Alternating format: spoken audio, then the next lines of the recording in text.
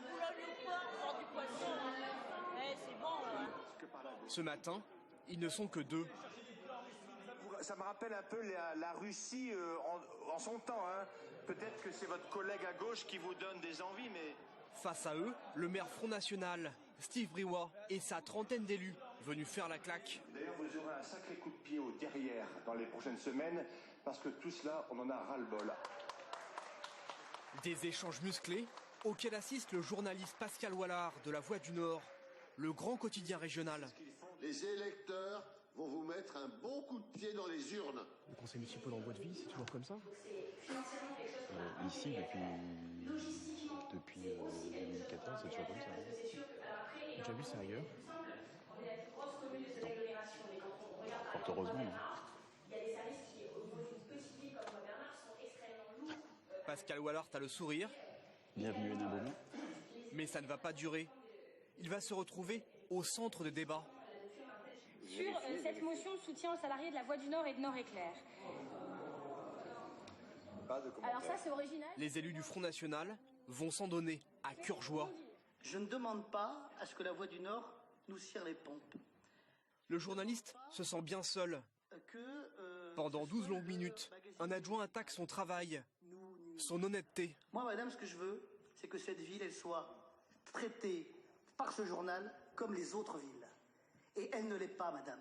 Elle ne l'est pas parce que le responsable de cette agence, ça fait 17 ans qu'il est dans cette ville.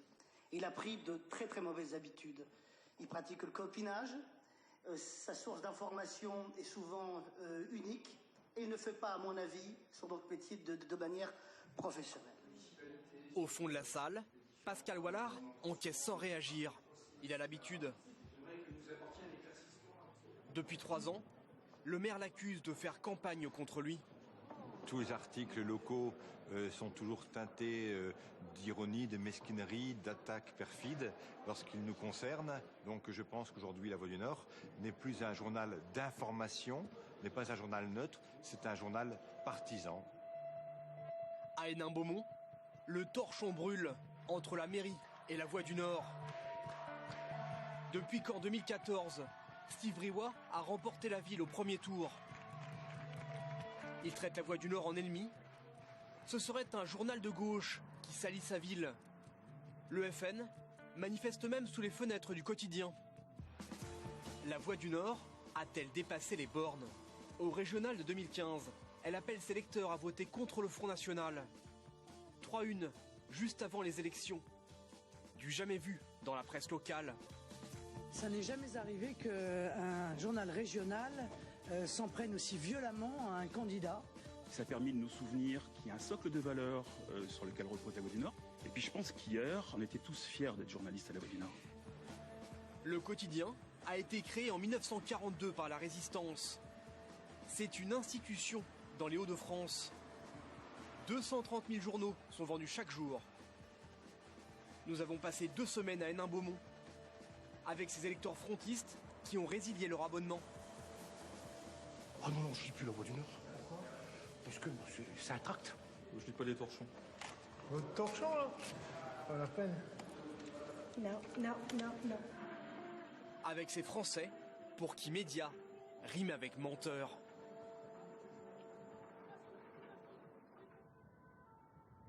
Dans le bassin minier du Pas-de-Calais, Hénin-Beaumont a longtemps vécu du charbon. Une commune de 27 000 habitants qui a voté à gauche pendant des décennies. Une ville coupée en deux, entre les anti-Voix du Nord et les fidèles de toujours, comme Dominique, Joël et Arlette. Ouais, ils vont embaucher 300 personnes à Auchan. Ils vont les licencier. Qu'est-ce qui vous plaît dans le journal? Qu'est-ce que vous regardez en premier? Les morts.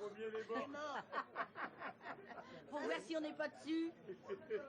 Dominique et Joël lisent leur journal chaque matin, une tradition bien ancrée ici. De l'élu de votre cœur. Arlette, tu nous as caché des choses. Ah, vous êtes des lecteurs fidèles alors? Il y a longtemps, moi j'habite Hénin depuis 40 ans. Et ça fait 40 ans que vous le lisez? La Voix du Nord, mon père d'antan le lisait aussi, hein, donc... Famille en famille. Cette famille, ouais. Le journal est livré chez eux, tous les jours, à 6 h du matin. Ça leur coûte 37 € par mois. plus de 400 € par an. À l'intérieur, quelques pages sur la marche du monde et beaucoup d'informations locales. C'est le boulot de Céline Debette, reporter. Elle travaille depuis 3 ans à la rédaction locale des Nains-Beaumont.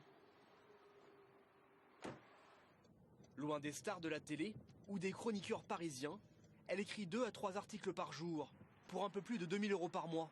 Ce jour-là, elle se rend au lycée hôtelier pour le concours général des métiers.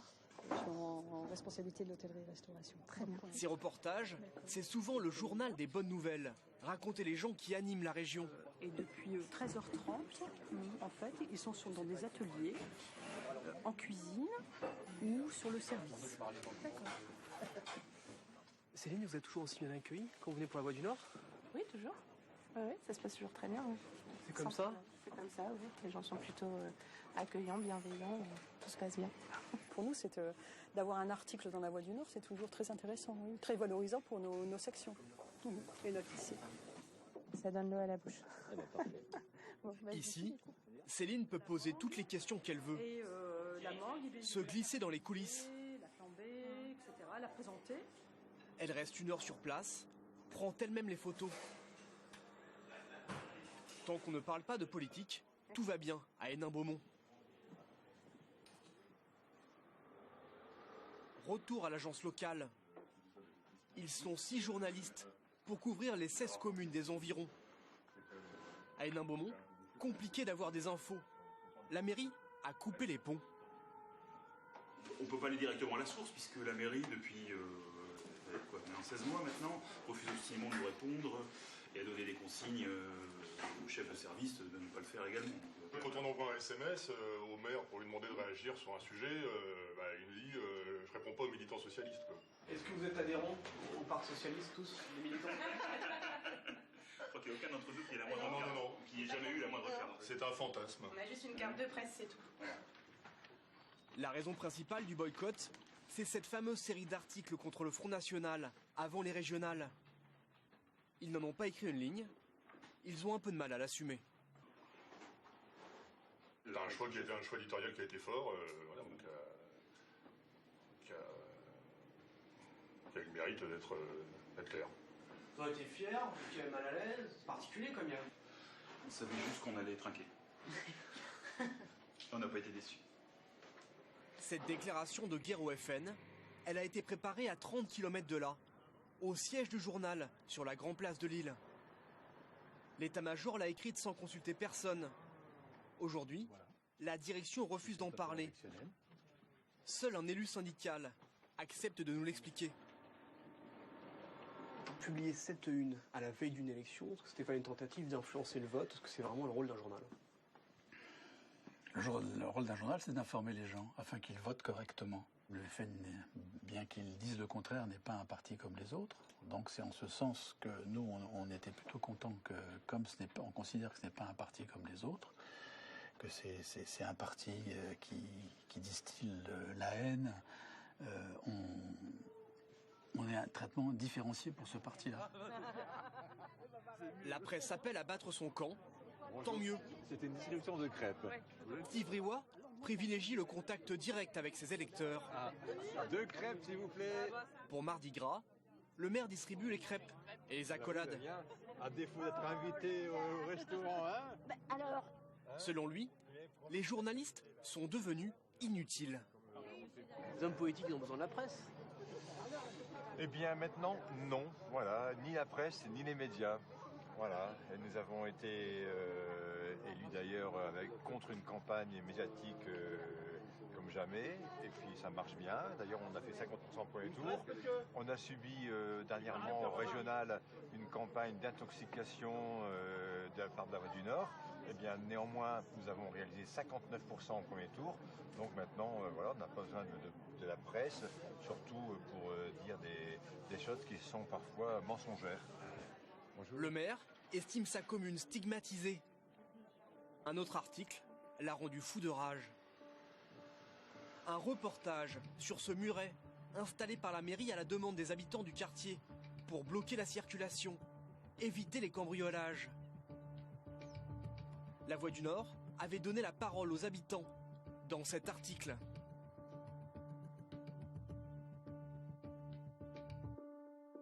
Un mur qui fait des heureux, mais pas que. Le traitement de la Voix du Nord était assez modéré. Il disait d'un côté, il y a des gens qui sont d'accord, de l'autre, les gens ne sont pas d'accord. C'est assez classique. Non, écoutez, j'ai pas relu l'article depuis, mais l'article évoquait un mur. Un mur, sous-entendu, le Front National, lorsqu'il arrive quelque part, il veut installer un mur pour séparer les populations. Mais non, c'était pas un mur pour séparer les populations, c'était un muret pour protéger les habitants d'un quartier. Vous l'avez trouvé injuste ce jour-là, la Voix du Nord? Très injuste, oui. Les habitants l'ont réclamé avec une pétition. La ville d'Hénin-Beaumont vient de le construire. Après la Voix du Nord, l'histoire du muret est reprise par France 3 Nord-Pas-de-Calais. L'ouvrage a quand même de quoi surprendre. Les chaînes nationales suivent. Une mairie Front National dirigée par Steve Briouat. Et ironise. Ça pose un petit peu problème, c'est vraiment assez unique, un mur en pleine rue comme ça. LCI, BFM, iTélé, toute la presse parisienne débarque à Hénin-Beaumont. Depuis Londres, un journal britannique se moque même de ce mur anti-cambriolage qu'il qualifie de ridicule. Au niveau national, tout d'abord, puis international, les gens ont vu ça comme un symbole. Là où on abat des murs, à Hénin-Beaumont, on en érige. Enfin, c'était pas du tout notre volonté, c'était pas du tout la philosophie du papier. Je trouve qu'il y a eu du BFM, il y a eu tous les quotidiens nationaux. Puis beaucoup de papiers qui ont été faits, effectivement, par des gens qui ont pas mis les pieds ici, qui ont piqué une phrase chez nous, et puis après, ont mis leur petite sauce, quoi. C'est devenu un peu du grand n'importe quoi derrière. Bon, après, on maîtrise pas ça. Dans le quartier, Gérald et Nicole ont mal vécu les jugements sur leur muret. Alors c'est ça le fameux mur? Ouais. Oui. Notre mur.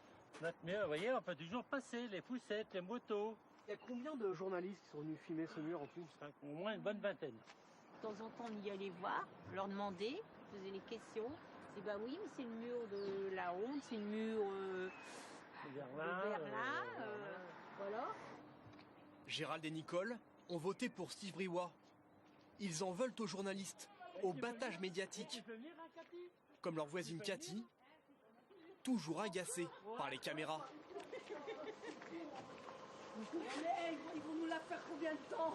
Franchement. Ah oui.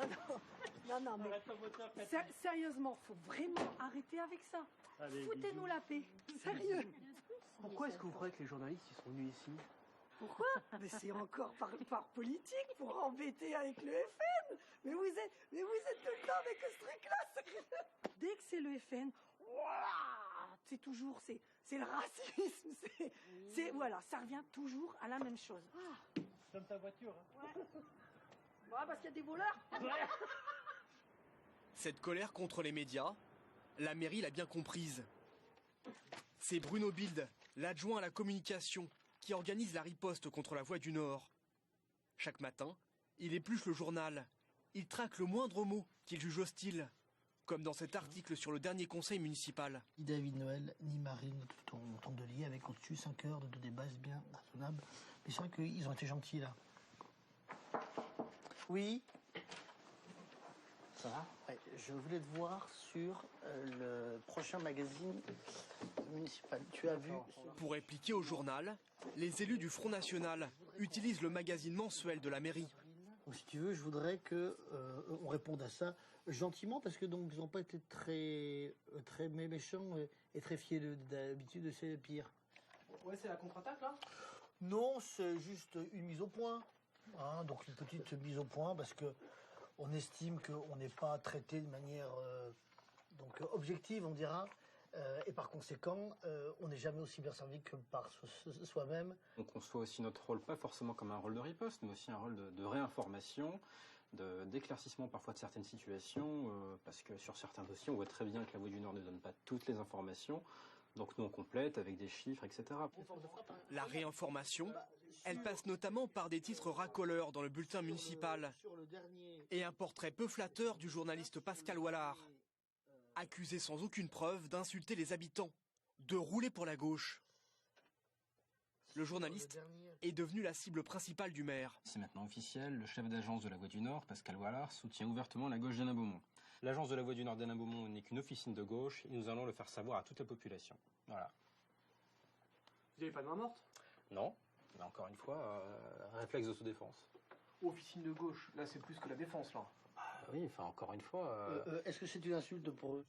Attendez. Sur les réseaux sociaux, une page anonyme, La Voix des Nains, distille les mêmes insultes ciblées contre le chef d'agence.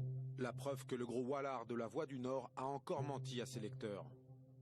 Sur la page du maire, des visiteurs laissent des commentaires violents, comme sur cette copie d'écran, transmise par Pascal Wallard.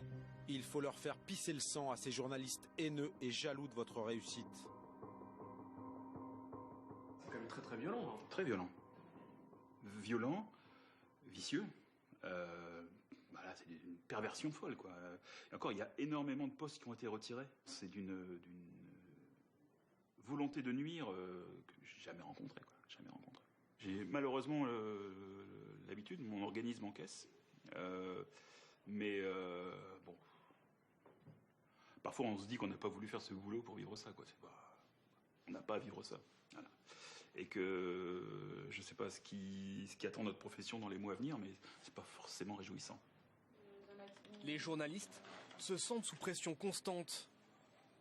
D'autant que le maire entend répondre dans leur journal à chaque article, même celui sur la stérilisation des petits chats errants.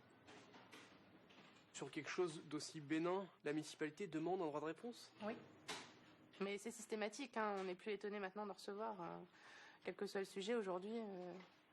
Le seul moyen de communication qu'ils ont trouvé, c'est le droit de réponse. Ça va pas un peu trop loin? C'est un petit peu fatigant. Le maire en a exigé 24 en un an. La loi oblige les journalistes à publier ces textes sans les modifier. C'est quoi l'article? Demain, il y en a deux, les deux droits de réponse sur les chats et sur les policiers municipaux, donc qui seront ici. Et ça prend la place. Et ici, il y aura un article donc d'un rédacteur en chef adjoint qui va expliquer comment on travaille ici à Hénin-Beaumont et le harcèlement qu'on subit. C'est ça le but? De vous user, de vous fatiguer? Ouais. Ça marche pas puisqu'on continue d'expliquer dans nos colonnes qu'on continuera à faire notre travail quoi qu'il arrive, quoi. Dans cette bataille, les électeurs du maire ont choisi leur camp. Ah, Noël, BFM TV en parle. Pour Gérald, Nicole et Cathy, la Voix du Nord, c'est fini. Je ne prends pas la Voix du Nord, mais du peu que j'ai pu lire, justement, de petits messages qui peuvent passer en réseau, la Voix du Nord prend parti. Elle va prendre parti avec le socialiste ou même les autres politiciens de la mairie, quoi.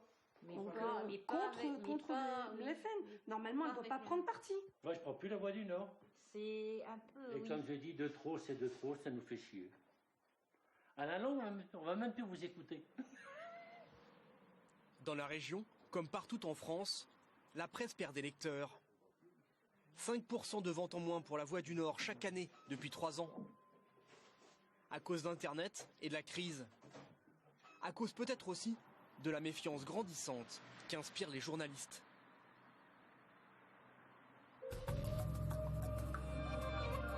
Et voilà pour ce reportage signé Mathieu Fourou et Julien Pelletier. On se retrouve maintenant dans les locaux de BFM TV à Paris avec le patron Hervé Bérou. Bonsoir. Bonsoir Nicolas. Et merci de nous accueillir. On va parler de cette campagne présidentielle qui est quand même très tendue entre la presse et les politiques en général. Mais d'abord un mot sur ce qu'on vient de voir, ce bras de fer entre une mairie et un grand quotidien régional. Est-ce que ça vous semble normal qu'un média, comme La Voix du Nord l'a fait ouvertement, prenne position contre un parti ? Je n'ai pas jugé la prise de position de La Voix du Nord, mais c'était un acte fort, en effet, et un acte inhabituel pour un quotidien régional. Les quotidiens dits d'opinion nationaux le font fréquemment à chaque élection. En revanche, il est très rare qu'un quotidien régional prennent position comme La Voix du Nord l'a fait, forcément ça a des conséquences. Voilà. Après, ça n'excuse évidemment pas ce qu'on a vu, les attaques personnelles contre le journaliste et les journalistes de l'agence qui font leur travail. Mais évidemment, avec une telle prise de position avant l'élection, ça ne pouvait que mal se passer entre la mairie Front National et le quotidien. Et puis alors, ça donne des arguments à Marine Le Pen qui, depuis des années, et comme son père le faisait depuis encore plus longtemps, dit « j'ai tous les médias contre moi ». Marine Le Pen, elle le répète constamment et elle dit « j'ai notamment BFM contre moi ».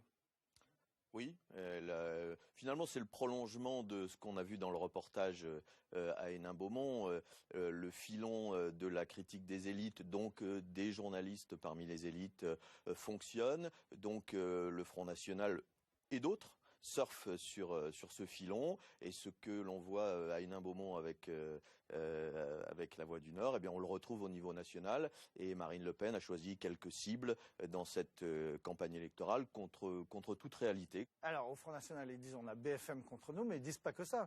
Ils disent BFM a choisi son candidat. BFM serait Télé-Macron. C'est une petite musique qu'on entend partout. Oui, mais il faut prendre un peu de recul, remonter un peu dans l'histoire. Celui qui marche, celui pour lequel ça fonctionne, celui qui est en tête des sondages, ben évidemment, dans l'idée de tous les autres, il a le soutien du système et des médias.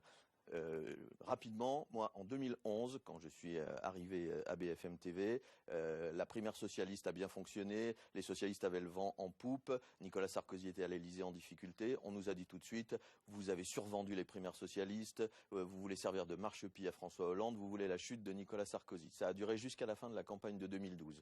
Et puis, François Hollande a été élu. 6 mois plus tard, nous étions devenus la télé anti-Hollande, parce que ça se passait mal pour François Hollande et qu'on le racontait. Et puis, le Front National a commencé à avoir des victoires dans les urnes, et nous sommes devenus BFN, pour certains. Voilà. Et puis, Emmanuel Macron a commencé à émerger, il a été candidat, ça fonctionne pour lui dans les sondages, donc forcément, il a le soutien des médias, et ceux qui sont en difficulté, par exemple Marine Le Pen, François Fillon, qui est au cœur d'une affaire, a parfois les mêmes raisonnements, eh bien, vont expliquer que les médias, donc nous, première chaîne d'info, sommes au service d'Emmanuel Macron. Mais je vous garantis une chose, que si demain Emmanuel Macron s'écroule dans les sondages, ou s'il est élu président de la République et connaît des difficultés, ce qui sera forcément le cas s'il est élu, eh bien nous deviendrons la télé anti-Macron. Ouais, alors ce qu'on entend aussi, c'est que Macron, c'est le candidat des grands patrons de l'économie du CAC 40, et que les médias, par exemple, BFM, appartiennent tous à des grands groupes, en l'occurrence Drahi, SFR, le Téléphone, comme on a Xavier Niel qui possède Le Monde, le Nouvel Obs et d'autres. En gros, ceux qui possèdent en France le téléphone portable posséderaient les médias. Alors aujourd'hui, pour être déjà clair, à ce jour, le patron, l'actionnaire majoritaire de BFM TV reste Alain Veil, qui possède 51% du capital, et Patrick Drahi, 49% à ce jour. Voilà. Et Alain Veil n'est pas dans le téléphone. Il a Veil fait fortune dans les médias. Absolument. Voilà, ça c'est une chose. Et puis ensuite, je ne sais pas comment ça se passe ailleurs, mais en tout cas chez nous, ça ne se passe pas comme ça. Patrick Drahi, moi depuis 1 an et demi qu'il est entré au capital du groupe, je l'ai vu 3 fois. J'ai discuté une fois en tête-à-tête avec lui, une seule fois en 1 an et demi, pendant une demi-heure, et on a parlé de tout sauf de la ligne éditoriale de BFM TV. Et je ne l'ai jamais au téléphone, ni lui, ni ses troupes chez Altis ou chez SFR, jamais. Alors, c'est pas nouveau, on l'a dit, hein, qu'il y ait des tensions au moment d'une campagne présidentielle. En France, la présidentielle, c'est tellement important que ça se tend à chaque fois. La nouveauté, c'est peut-être quand même qu'on a des attaques ad nominem, des présentateurs qui sont désignés dans des meetings, les journalistes qui sont sifflés. Qu'est-ce qu'ils vous disent, les reporters politiques de BFM, quand ils rentrent des meetings qui se font traiter de journalope, de merdia et d'autres termes agréables de ce genre-là? Ça, c'est quand même assez nouveau. Il y a un niveau de violence qu'on ne connaissait pas, peut-être. Ça a commencé, ça aussi, en 2012, à la fin de la campagne de Nicolas Sarkozy, au moment où il était lui aussi en difficulté, il faut s'en souvenir. Dans un de ses derniers meetings, nos éditorialistes, Thierry Arnaud, Routel Krief, avaient été attaqués par des militants pro-Sarkozy à l'époque. Ils avaient été insultés, ils avaient reçu des bouteilles d'eau. Voilà. Pourquoi ? Parce que, comme je le disais tout à l'heure, le candidat était en difficulté. Aujourd'hui, on retrouve ça, par exemple, dans les meetings de François Fillon. Je peux le comprendre de la part des militants qui se sentent en difficulté, qui auraient voulu que leur candidat puisse éviter cette affaire. Mais c'est comme ça, cette affaire, elle est là, et nous la racontons. Et comment on peut lutter contre cette défiance qui monte? Parce qu'elle monte. Il y a quand même de plus en plus de gens qui disent « je ne crois plus les médias ». Bien sûr, mais c'est un paradoxe d'ailleurs, c'est que les politiques, là encore on l'a vu dans le reportage, exploitent ce filon, alors qu'au départ, si la défiance monte contre les médias, c'est que les gens pense que les politiques et les médias appartiennent à la même caste, à la même élite. C'est parfois vrai, c'est souvent faux. On l'a vu tout à l'heure dans le reportage, la journaliste de La Voix du Nord, Hénin Beaumont, qui gagne 2 000 € par mois. C'est le cas de très nombreux journalistes en France aujourd'hui. Les journalistes ne font pas tous partie des élites, mais de fait, dans l'idée de